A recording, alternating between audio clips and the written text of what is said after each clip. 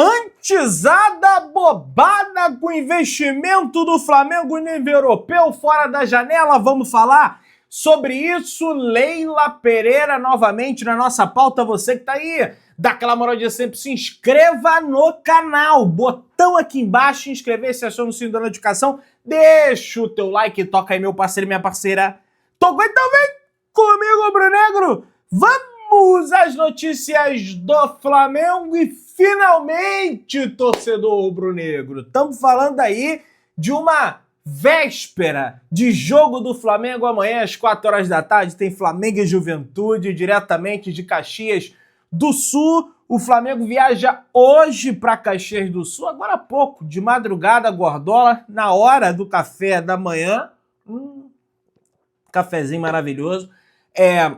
Já está indo para Caxias do Sul para trazer a cobertura, todas as informações de bastidores. Tem chegada do Flamengo hoje, coisa linda, coisa bela.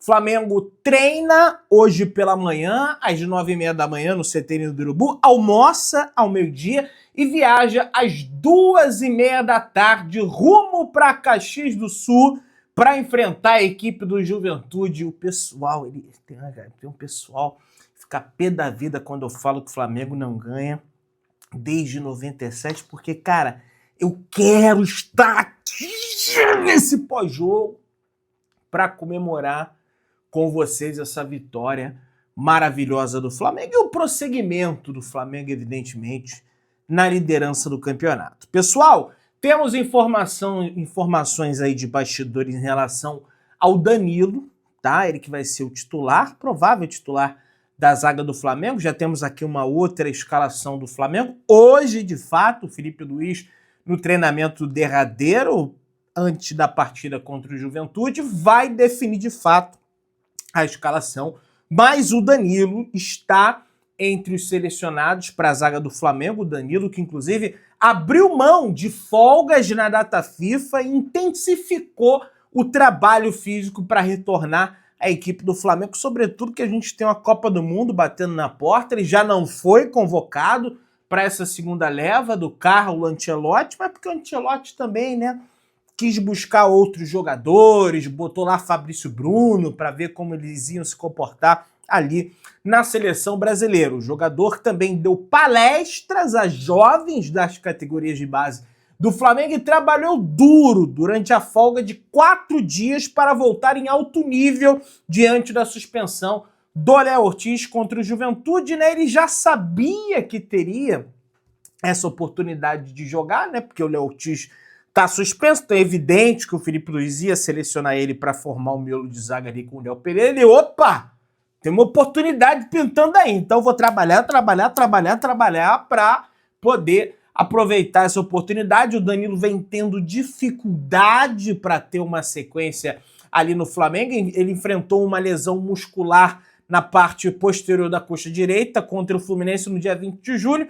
Quase um mês depois, no dia 17, entrou no segundo tempo da vitória sobre o Internacional pelo Campeonato Brasileiro por 3-1 no estádio do Beira-Rio, mas não jogou mais desde então, ficando 3 partidas apenas no banco de reservas. E isso aí nem se dá por uma questão de competitividade no elenco do Flamengo, para a zaga do Flamengo. O Felipe pouco utiliza ali os garotos das categorias de base que compõem o elenco na posição, mas se dá pela continuidade dos titulares que não deu brecha ali para o Danilo entrar no time. Nesse período sem jogos, o atleta aproveitou para reforçar a parte física. Durante a folga, né, dada aos jogadores, o zagueiro treinou à parte, teve idas ao CT do Urubu, inclusive, além do seu treinamento na sua casa.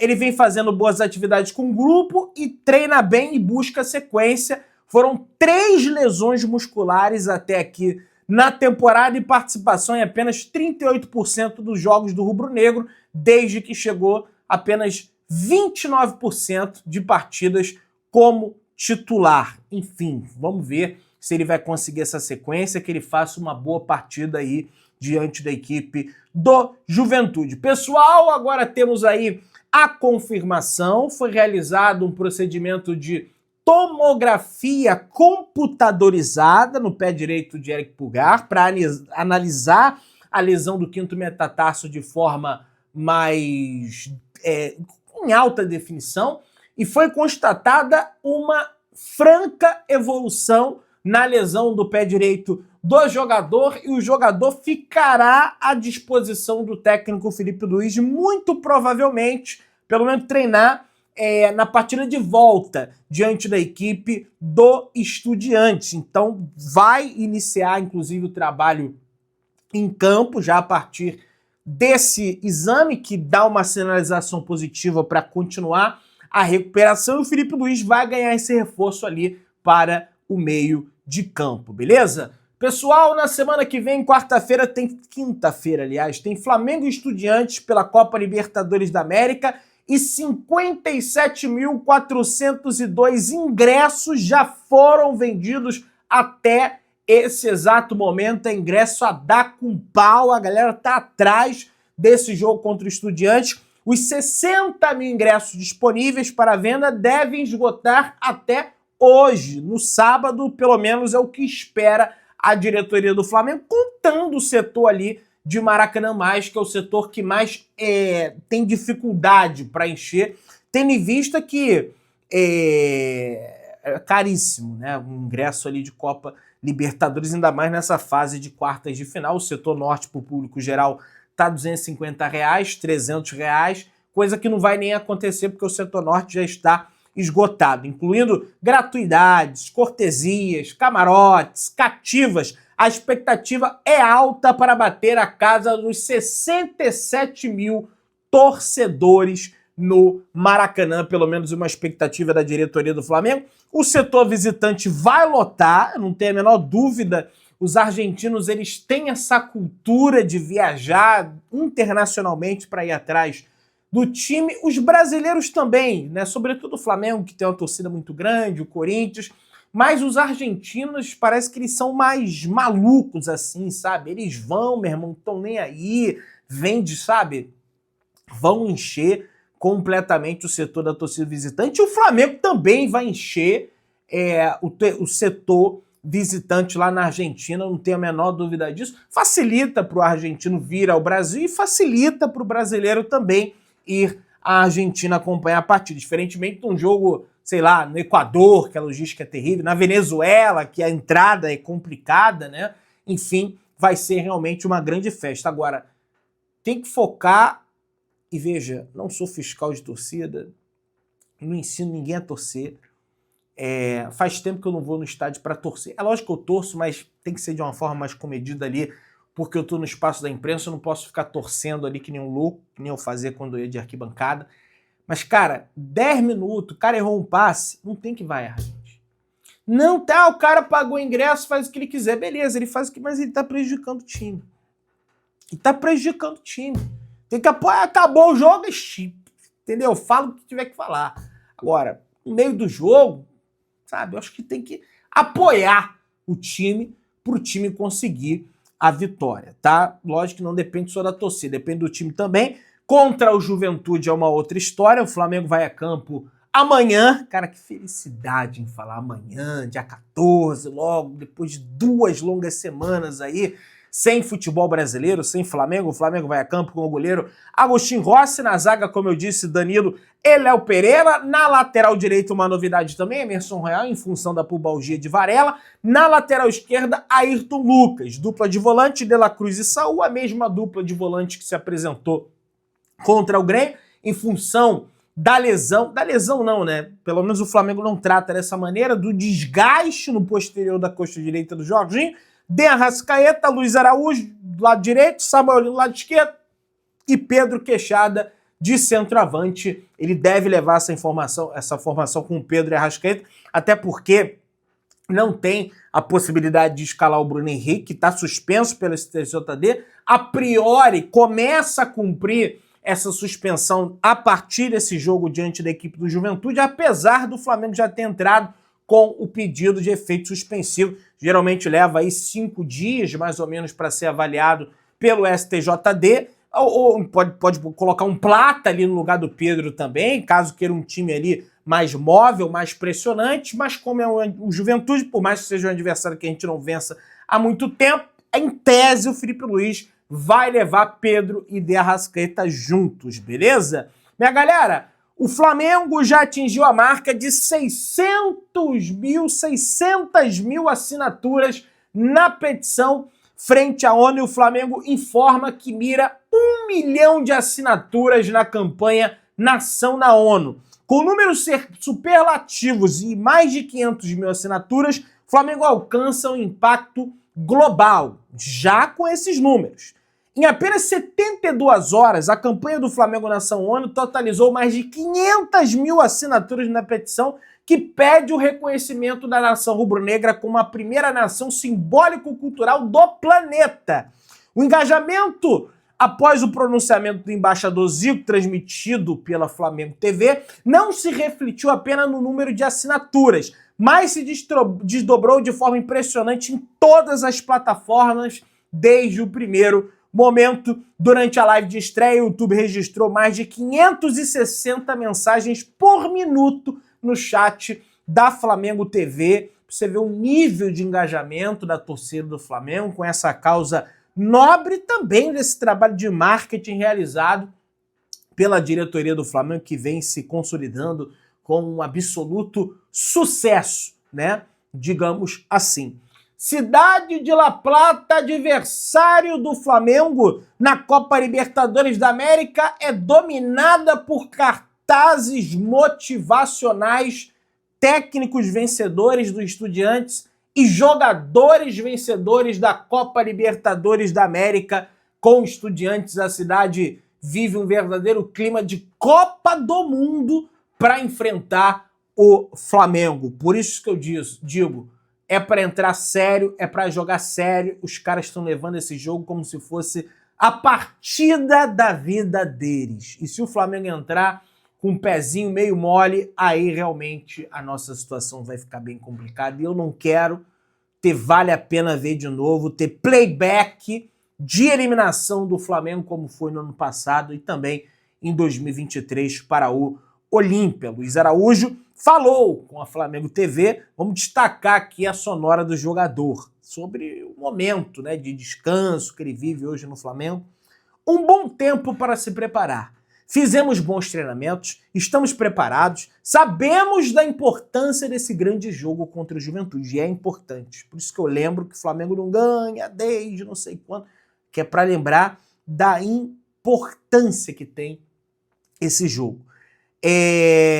Estamos na ponta da tabela, sabemos que precisamos vencer para continuar. Então, tenho certeza que domingo vamos fazer um grande jogo e sair com essa vitória que é muito importante, falou o atleta do Flamengo. Inclusive, voltando ao tema Copa Libertadores da América, a Conmebol escalou a arbitragem colombiana para esse confronto entre Flamengo e Estudiantes. Quem apita é Andrés Rojas, da Colômbia. Árbitro de 41 anos foi escalado pela Conmebol para o confronto de ida das quartas de final da Copa Libertadores da América. O juiz principal do confronto, o anúncio foi realizado ontem, na sexta-feira, dia 12, tá? É um árbitro que segue o jogo, já apitou alguns jogos do Flamengo na Copa Libertadores da América, apitou aquele Flamengo e Alcas em 2024, no Maracanã, um jogo na altitude, apitou